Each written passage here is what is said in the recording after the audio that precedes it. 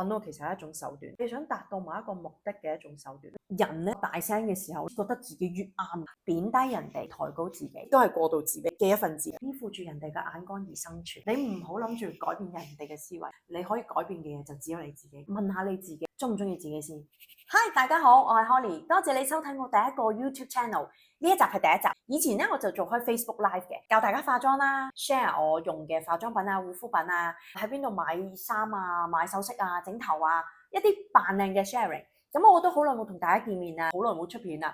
最近咧，我就好想同大家介紹關於我自身嘅，好想同大家分享點樣由一個負面嘅 Holly 變成一個正面嘅 Holly。所以咧，我呢個 YouTube channel 呢個 theme 咧就係叫做 Better Holly Better Me。其實我係一個比較負面嘅人，我由細到大咧都係一個成日都處於一個唔開心狀態嘅一個人嚟嘅。我可能會嘻嘻哈哈，即係好多嘢講，但係真係表面，我內裏咧其實都成日都係唔開心，成日都掹整啦，唔中意自己啦，即係我唔中意呢個世界。我覺得做人好辛苦，我覺得所有嘢都唔如意，又會覺得所有嘢都唔夠人好。由細到大都係咁啊，或者我可以幫到一啲，即係你，如果你又係得嘅。你朋友或者我哋最關心嘅下一代，呢幾年咧，我覺得咧改變咗我好多思維上嘅方法咧，就全靠睇書，睇咗好多心理嘅書，同埋好多正向教育嘅書。同一個時間咧，因為我而家大仔係中一啦，細女係小一，咁佢哋學校咧分別都有好多家長嘅講座㗎，即係關於讀書嘅方法又好，認識小朋友嘅情緒啊，或者青少年嘅情緒啊，同埋家長情緒管理啊嗰啲嘅講座小組，我都盡量抽時間去參加嘅。我自己本身唔係一個好樂觀嘅人啦，我有好多嘢都塞咗喺一個死胡同度，變咗我咧 keep 住要睇書啦，同埋我 keep 住上呢啲堂咧去 remind 我自己，同埋一路去令到我自己去改善。我覺得我而家仲學習緊㗎，咁但係我學到好多嘢，我改變咗好多嘢㗎啦已經，我就好想分享俾大家聽。聽過好多人咧講咧話，喂，我都睇過啦，啲育兒書、心靈雞湯嗰啲書都冇用嘅，講係易咯，做啊難啊。又或者上完嗰啲堂咧，有啲家長管理小組，即係情緒管理小組，啲家長出嚟就話。真係講係容易，真係好難做咯，好難實踐。做到一次兩次，跟住又恢復原狀啦咁樣。當我睇過書之後，再上呢啲堂咧，其實係真係吸收好多，係真係容易實踐好多。希望咧，藉住呢一個 channel 咧，同大家分享一下我究竟點樣係做到 OK。如果我冇睇過書，我相信我都唔會知道點做，明就明啊，真係唔知點樣做。我會介紹大家睇一啲我覺得 OK 嘅書啦。我唔係咩專家，我只不過一個阿媽嚟嘅啫。我真係用一個過來人嘅角色嚟同大家講，我係點樣去改變嘅，改變我嘅思維，改變我嘅思想。我希望從中可以啟發到你一啲嘢啦。第一本咧就係呢一本《被討厭的勇氣》，我個次序係有深思熟慮過㗎。你睇書都有個次序嘅，你會更加有效糾正負面嘅心態。點解我會覺得你睇咗呢本書先咧？因為呢一本書咧係令到你真正認識咗你自己，去正視自己現有一啲問題，你行為裏邊表達咗咩意思，你潛意識有啲咩需要，點解你會咁樣嘅行為嘅一個人呢？首先你要認識咗自己，首先你要改變咗你自己，再去聽親子關係嘅理論啦，咁你會實踐容易好多。呢個係我嘅經驗分享。而家心靈上嘅嘢咧好 hit 㗎，好流行，真係或者可能我睇得多啦，所以我成個 Facebook 成個 IG 彈出嚟嘅成日都係啱睇嘅睇。但係睇咗我個片先，一個過來人分享我點樣去真係實實在在去改變咗我自己。縱然我而家都仲學習緊，咁但係我而家係識得尋開心，我識得點樣去同自己講嘢，亦都係愛自己多咗好多。我由以前一個唔識愛人嘅一個人，我而家知道咩叫愛。我真係咧活咗40年，我都唔知咩叫愛嘅，可以係。其實呢個社會上有好多人都唔知道，自以為好知道愛，但係其實係唔知道咩叫係愛。呢本書咧真係好多嘢話到俾你知，好 touch 到我。其實俾呢本書名吸引咗嘅，呢本書名我正係冇咗呢個勇氣，因為我好在意人哋點樣睇我啊嘛。甚至乎我生咗小朋友之後咧，我亦都在意人哋點樣睇我嘅小朋友。我冇呢個勇氣嘅程度係真係十分之嚴重嘅。逢親自己一言一行一舉一動咧，我都好在意，我好介意會得罪人，好介意人哋唔中意我啦，我好唔想有人會唔中意我咯，好需要喺人前表現得好完美、好優秀。因為仔女係自己嘅一部分，好似一忽肉咁樣，咁所以都好想仔女咧喺人前表現得好優秀，變得你自己就會對仔女有要求啦，俾小朋友嘅一種壓力啦。佢哋可能表現得唔好嘅時候，你又會有情緒啦，好緊張、好擔心，當然個關係都唔會好啦。咁其實真係唔知點解自己咧係好需要咧喺人前表現得好完美、好優秀，可能係童年成日俾人罰啦，成日俾人恰啦，唔會感覺到有被愛嘅，從來都感覺唔到有人讚過自己啦，冇人認同過自己啦。有人係由細到大都好依賴被讚賞嘅，沉溺於被讚賞嗰個喜悅，咁變咗咧佢就好驚冇人讚，好驚會有人唔中意啦。有好多行為其實都係咧，表示咗你自己係冇呢個勇氣。換句話說，你係好介意人哋點樣睇你嘅，唔講嗰啲怕醜啊，唔參加比賽，咁嗰啲就好 obvious 啦。譬如啦，同人對話嘅時候，你去爭取一場對話嘅勝利，你要拗贏人嘅，你永遠都要拗贏人嘅。你係不自覺地唔聽人講嘢嘅，即係人哋要想講嘢嘅時候，你一定要講，你一定要表現自己嗰個見解。你唔係特登嘅，你就會不自覺地係咁講自己嘅見解，炫耀啦，炫耀自己有幾咁叻啦，炫耀自己嘅過去幾咁威水啦，炫耀自己幾咁慘都係嘅。俾個例子咧，就係咧，女人之間咧，大部分都好中意講自己嘅生仔嘅威水史嘅，大家好似鬥痛咁樣嘅喎。有啲人咧會好中意喺人哋有見解嘅時候啦，就好中意找渣貶低人哋嚟抬高自己。呢個咁點解同被討厭嘅勇氣有關係咧？佢想抬高自己，佢唔想俾人覺得佢低一等，佢驚俾人見到佢低一等。人哋每逢有意見咧，佢都一定要反嘅。反多嘅人咧，原諒佢，其實都真係因為佢冇呢個勇氣去在意人哋嘅意見，佢就忽視咗自己嘅需求，自己就唔開心，脾氣暴躁，易有情緒嘅，變得自己唔中意自己。咁老實說，我真係脾氣都幾燥，我都幾燥底，就算而家咧，我都仲改善緊。所以咧，我哋冇了解到自己，我哋唔清楚自己原來係一個咁在意別人眼光嘅一個人嘅話咧，盲目咁樣睇書，盲目咁樣去上堂咧，唔係話完全冇作用，即係你跟兩跟，咁你個脾氣又到噶啦。下一次你深呼吸完兩次之後，下一次又遇到同樣事件又嚟，又深呼吸，沒完沒了，其實都係幫唔到嘅。最終，首先正視一下自己嘅情況，跟住去改變自己。你冇做到呢一 part 嘅話咧，盲目跟從咧，其實係好難嘅。你唔好諗住改變人哋嘅思維，你可以改變嘅嘢就只有你自己。你要去願意去改變咯。成日覺得係人哋，即係佢嘅問題，係因為你唔想改變，你依然覺得你自己冇問題。好多人曾經講過，佢冇嘢我就冇嘢，自以為是到覺得自己冇問題，對方能夠改變嘅話咧，事情就能夠解決。如果你真係想為你愛嘅人，包括你自己咧，你係會想改變嘅。睇落去之前，打從心底問下你自己中唔中意自己先，唔好咁快答破住。你自己通常諗自己中唔中意自己咧，都係諗自己有咩優點，有咩缺點。如果一個人令到你中意，會係因為咩原因？佢嘅資產，佢嘅金錢、外表、佢嘅心地、佢嘅說話方式，定係佢孝唔孝順啊，諸如此類啊咁樣。你覺得你點樣先至會去中意一個人，而去諗你中唔中意你自己？心地好嘅人都會惹人中意嘅，唔好咁快認定自己中意幫人就係心地好先。其實我一直以嚟都中意幫人嘅，但後尾我發覺咧，原來我中意幫人咧，為咗得到嗰個多謝，即係我為咗得到人哋多謝我，我想人哋覺得我係一個好人，我係為咗得到嗰個回報，因為嗰個多謝而令到我有滿足感，而唔係喺個幫人嘅過程中我從中得到喜悅。我係幫人嘅過程中，啲人喺度多謝我啊，覺得你好啊，你真係好啊咁樣，我係嗰個喜悅咯。當我咧為屋企人付出嘅時候咧，feedback 咧係冇人叫你做㗎，冇人叫你咁辛苦嘅喎，係你自己要做嘅啫喎，你就會覺得好嬲啦，我唔想再付出落去啦。以前嘅我咧，我中意幫人咧係為我自己着想嘅啫，但係我而家中意幫人咧係真係打從心底幫嗰個人，然之後我發覺我幫到佢，為別人貢獻咗一樣嘢而感到喜悅。無論對人好、對社會好、對世界好，你有嗰個貢獻嘅時候咧，你會從中咧得到喜悅嘅，繼而咧你就會好中意自己呢個人嘅，而唔係為咗滿足自己，想俾人覺得我係一個好人而去做。睇戲睇得多啦，點解會去做咁多善事啊？做俾人睇啊，打工仔啊，有上司喺度先至會勤力做嘢啊。呢啲咪做俾人睇咯。做好人嘅時候，你係咪需要人哋講多謝？你會唔會係嗰啲哇一句多謝都冇嘅？會唔會係嗰啲人咧？呢啲人生活唔係開心嘅。要求回報呢一個咧，你要慢慢去糾正呢一個自己嘅需求，去提醒自己唔好要呢個需求。第一步咧，你就可以諗下，如果咧當一個朋友咧好識同你傾偈嘅，你覺得每次同佢傾偈你都覺得好舒服，你好中意同佢傾偈，去明白你感受，佢有同理心嘅。作為一個女人啊，我講得比較容易令女人明白啲啦，或者可能男人都試過嘅。當我哋喊嘅時候，大部分都係會不斷俾意見你，不斷俾解決辦法你。佢就諗住俾解決辦法你，你解決咗呢件事咪唔會喊咯。喺一個好唔開心嘅狀態上咧，無論你嘅另一半或者你所有朋友都喺度不斷俾辦法你嘅時候咧，你會覺得好反感，你唔想聽。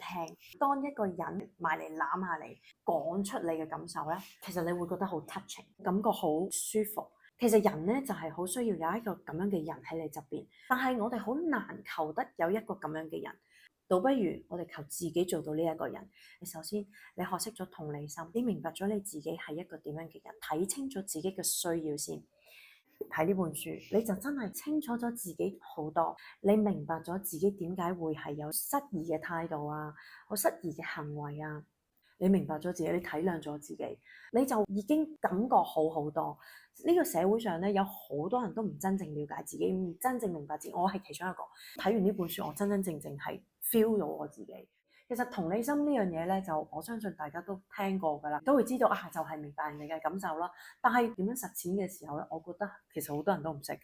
下一本書都會講，同理咗你自己先，愛上自己先，跟住就再慢慢咧做多啲嘢，即係譬如真心貢獻啊，咁你就會越嚟越覺得好慘，自己好慘，慢慢越嚟越少去介意人哋點樣睇你，幸福啲啦，好自由嘅，真真正正自己想做咩就做咩。講緊嘅冇自由咧，你依附住人哋嘅眼光而生存。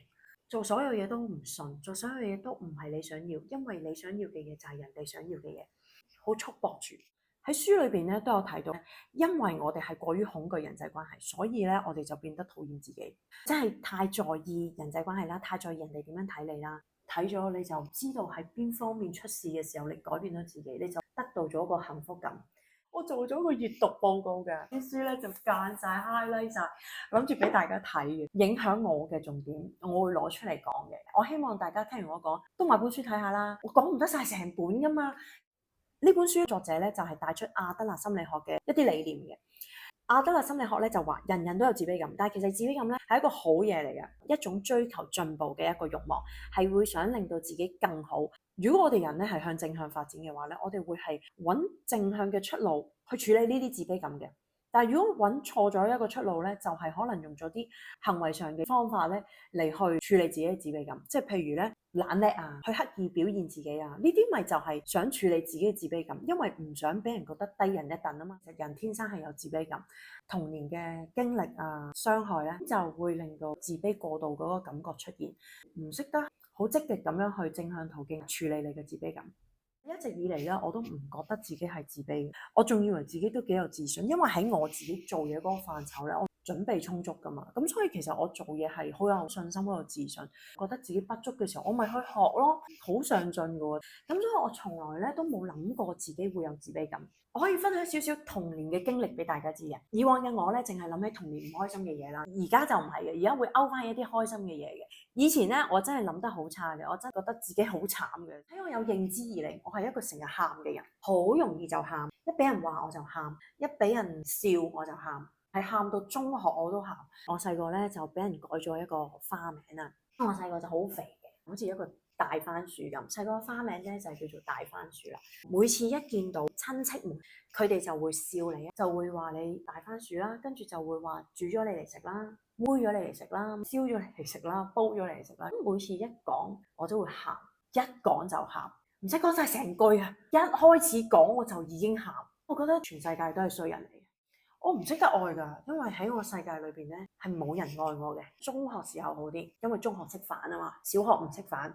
因為有好多時瞓覺嘅時候咧，扎醒咗，係喊醒咗，成個枕頭濕晒啊，成塊面都係眼淚啊。我仲好記得我嘅夢咧，就鬧翻啲大人轉頭。醒咗嘅時候好唔開心，原來係發夢啊！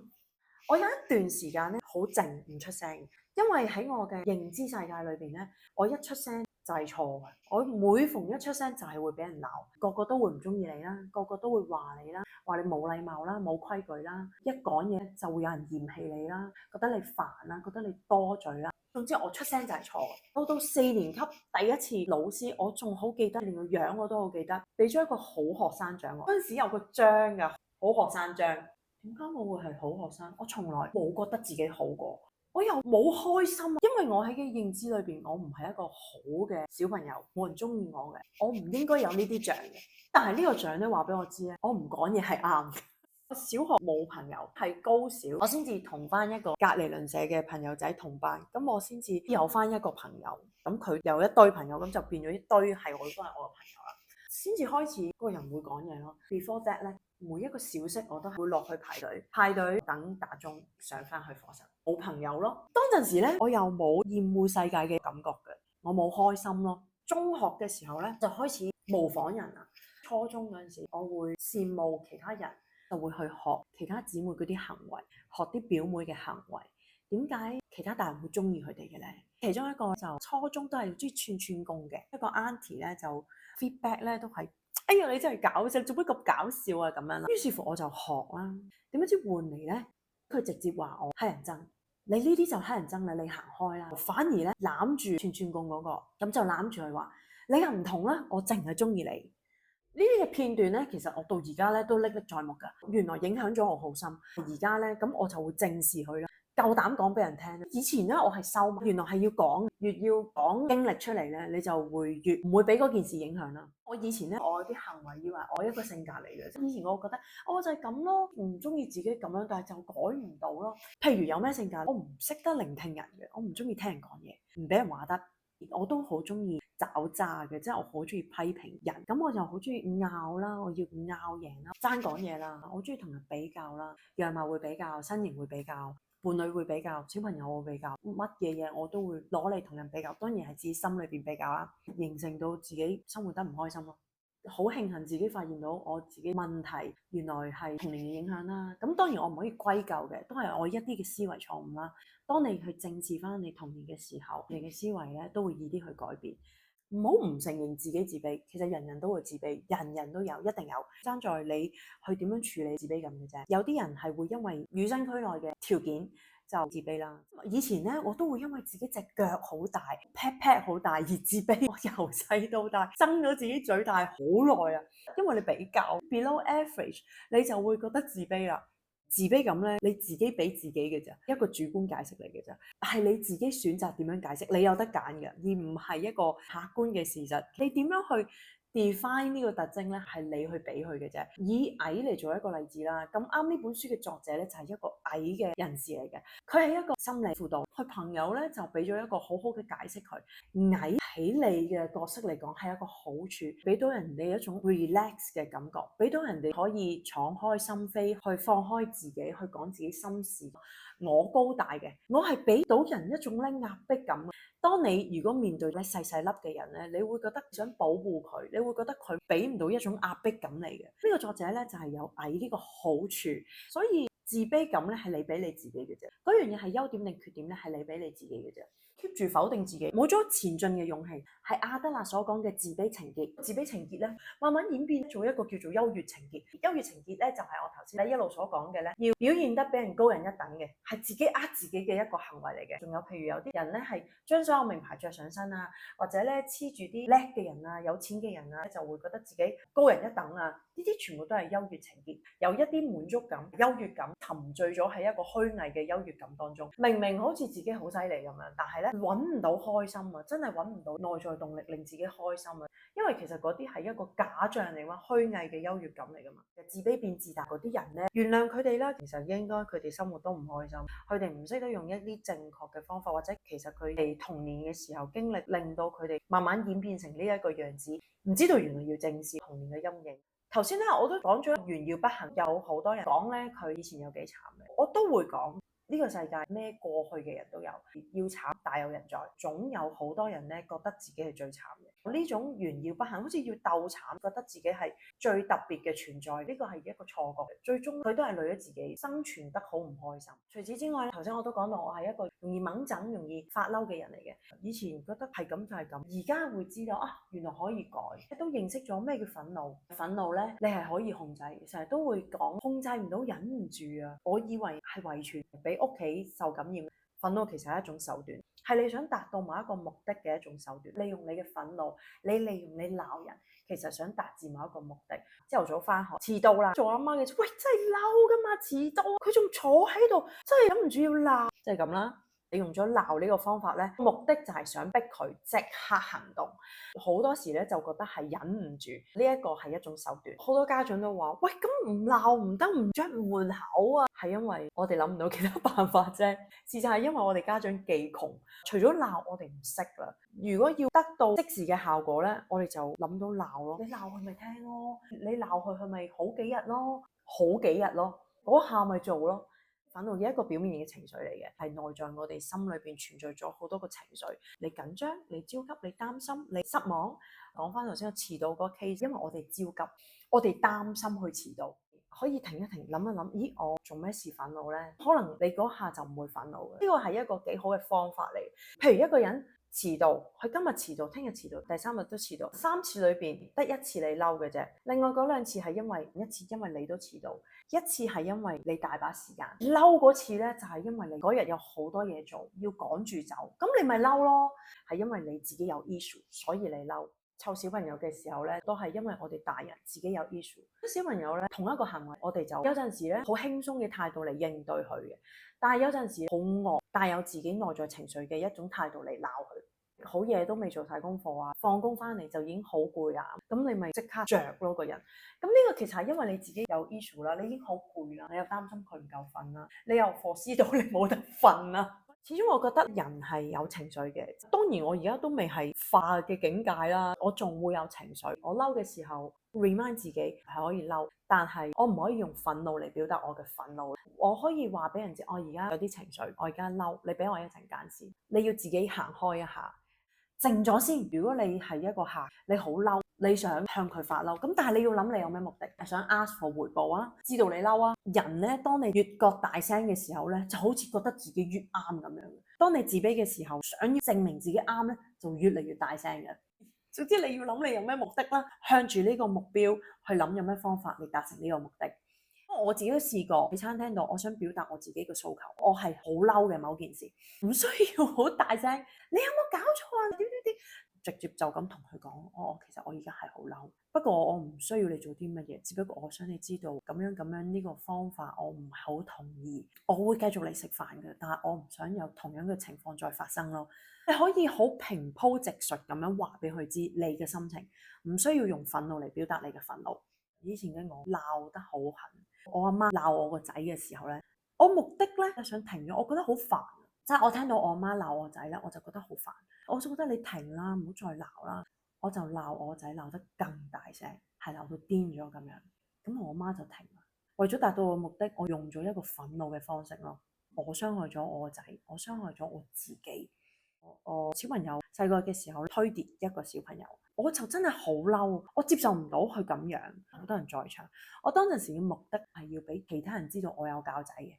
當咗好多人面，我就鬧我小朋友，我係後悔咗好耐嘅。我冇尊重過我小朋友，我覺得我童年唔開心咧，我俾翻個仔嘅，又唔知點解每遇到呢啲事咧，你就係要用呢個方法去處理，係一個好錯嘅觀念。你覺得錯就係要鬧，唔中得噶。有啲人講，喂，咁你要俾佢知道有後果噶嘛？聽埋咧，你就覺得係要鬧小朋友，你要俾佢知道有後果咧，唔可以由得佢。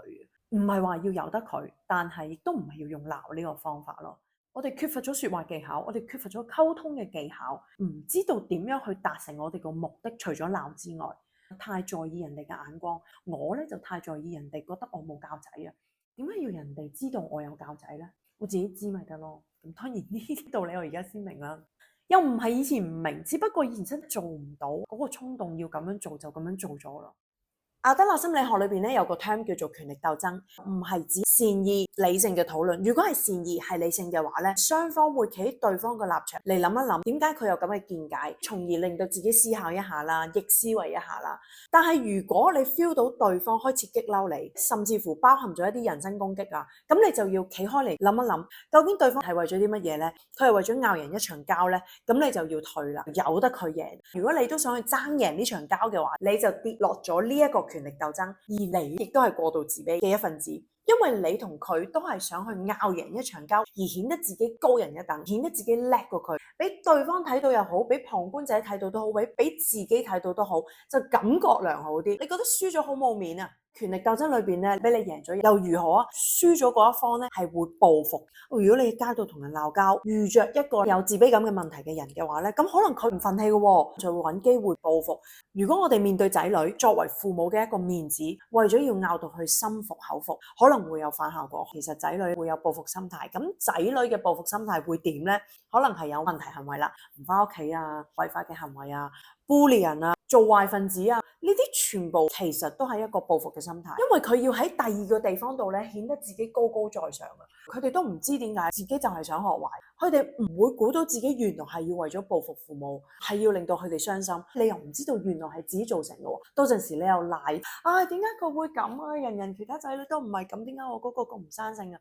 真正有實力、有自信嘅人咧，係唔會去爭拗贏一場交。算啦，俾你贏。我自己個心夠強大，我唔需要為咗拗贏一場交而去增強我個自信心，同埋我唔需要向周遭嘅人或者向自己證明我係得嘅，我係可以拗贏人哋嘅，我唔需要去爭取勝利嚟做證明。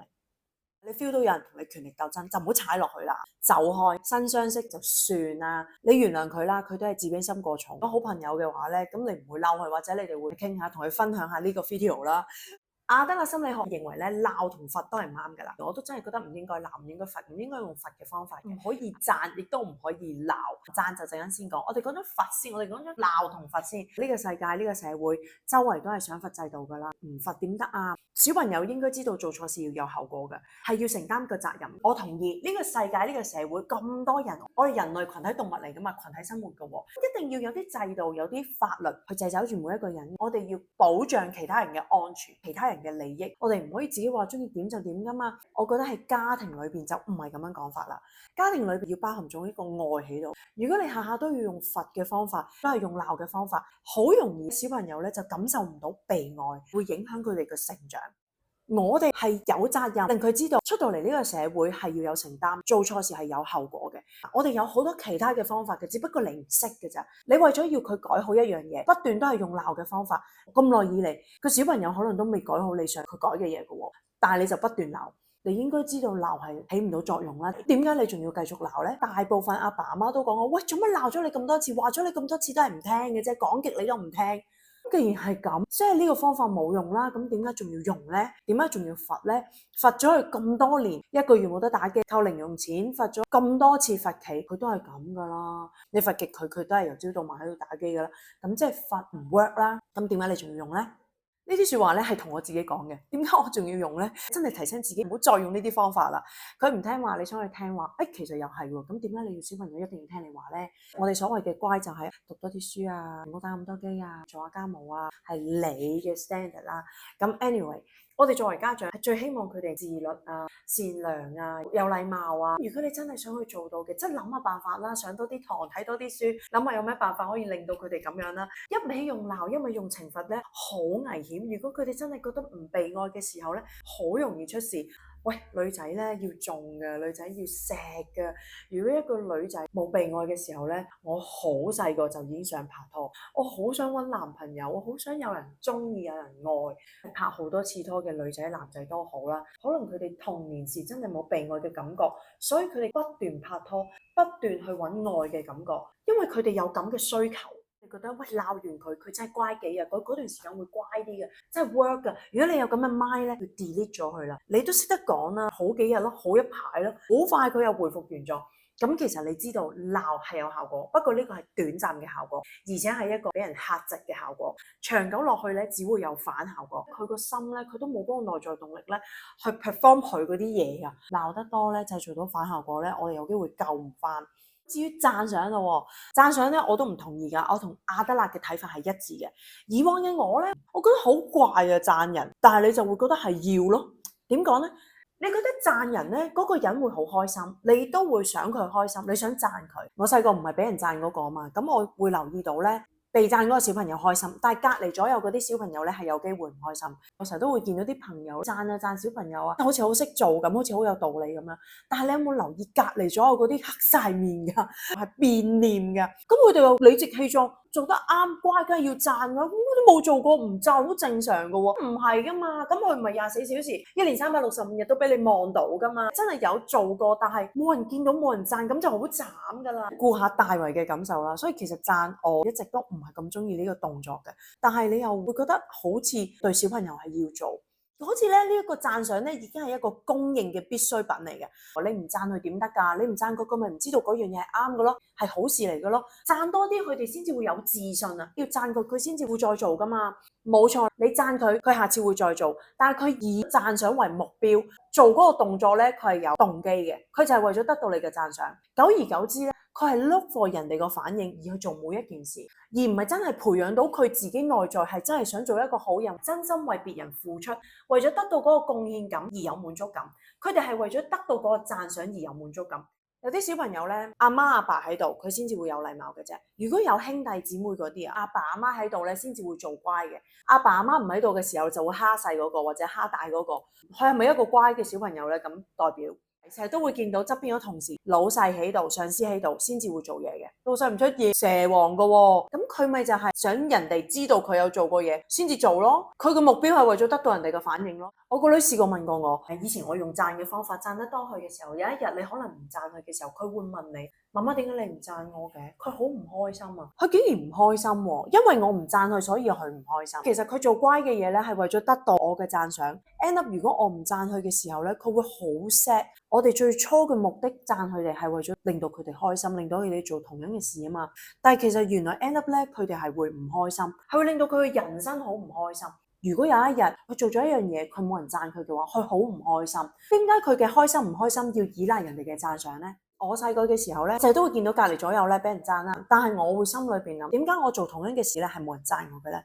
我覺得呢個世界冇人中意我，係咪生得太醜樣冇人中意我啦？係咪太肥咧？我係咪太乞人憎咧？諗好多嘢，其實好渴求想俾人讚，好渴望呢樣嘢，因為從來未得到過啊嘛。咁我梗係會做好多嘢，為咗 look for 人哋嘅讚賞啦。直到大咗，我都係咁樣。我做任何事咧，都係為咗渴求被讚而去做。我做每一樣好事咧，我都會期待係人哋覺得我好人，係人哋會讚我。我係好享受人哋讚我嗰個滿足感啊！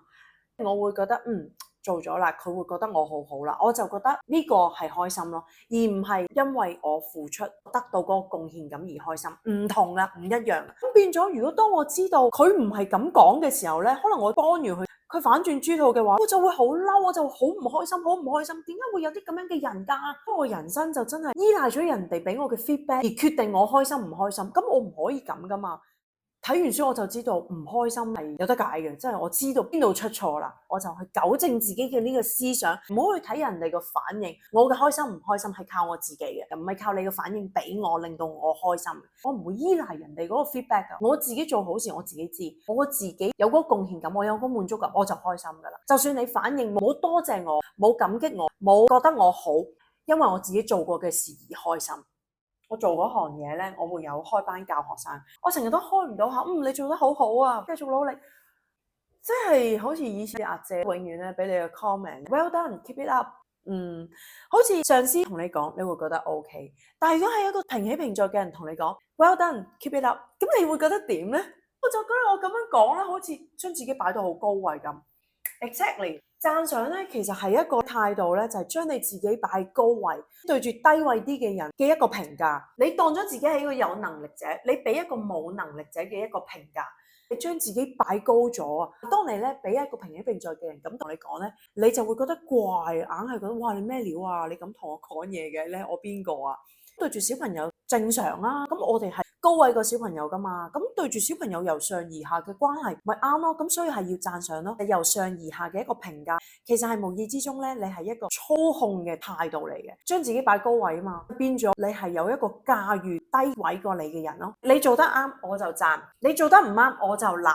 你想我讚你就做得啱咯，你想我鬧咧你就做錯咯。佢完全係睇你頭嚟去做任何事嘅，咁你仲唔係操控佢啊？當佢唔受你操控嘅時候咧，佢有一日佢會反，佢唔理你啦。到青春期佢唔驚你嘅時候，佢唔會需要你嗰啲讚賞嘅時候，佢真係做乜自己話事噶啦。對住小朋友咧，都要有一個平等嘅態度，我哋都要有一個尊重嘅態度，唔好將你嘅小朋友睇低。好多嘢我哋都係從小朋友嗰度學習翻嚟嘅。由上而下溝通方式嘅呢個關係叫做縱向關係。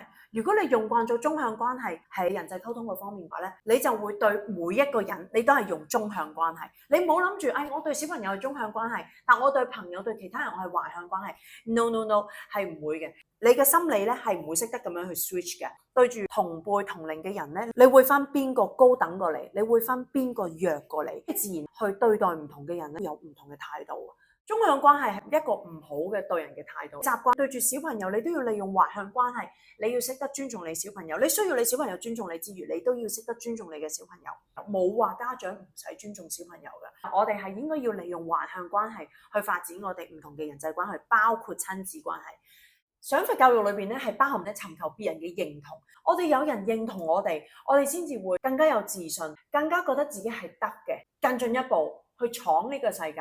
阿德勒就唔同意，本書教我哋咧，我哋係無需要尋求別人嘅認同，因為人哋嘅認同係人哋嘅標準啊嘛，我哋就做所有嘢要跟住人哋個標準嚟去做，就冇咗自己咯。如果你個小朋友係不斷需要尋求家長嘅認同嘅話，就佢咪一路為咗我哋而生存咯，個生存都要睇我哋頭咯。我哋係想佢有佢自己嘅人生噶嘛，想佢自己為自己而生存噶嘛，唔係睇我哋頭噶嘛。人咧係應該為自己而生存嘅，唔係為別人而生存嘅。我覺得我咁多年嚟咧，唔係跟自己個期望，係跟人哋嗰個期望而去活。我需要得到人哋嘅認同，人哋嘅讚賞，自己不自覺地唔開心，以為自己係因為自己悲觀，諗嘢負面。咁而家我終於知道啦，我忽略咗自己咯，我忽略咗自己嘅感受，我忽略咗自己嘅需要。於是乎，我人生咧真係諗多咗我自己需要啲乜嘢嘢，我自己嘅期望係啲乜嘢嘢，唔係人哋個期望。 그때는 그냥 1등 하는 게 꿈이었던 것 같아요.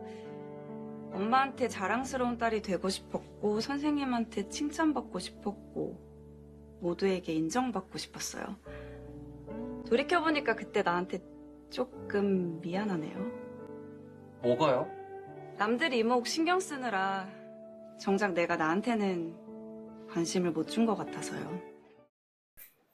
呢集未完㗎，下個 video 我會再講咩叫真正嘅鼓勵，叫人加油啊，努力啲，唔係真正嘅鼓勵啊。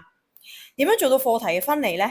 關乎到唔介意人哋中唔中意自己，咩叫愛，點樣揾到幸福，人生意義又係咩呢？記住 subscribe 我嘅 channel，下集見。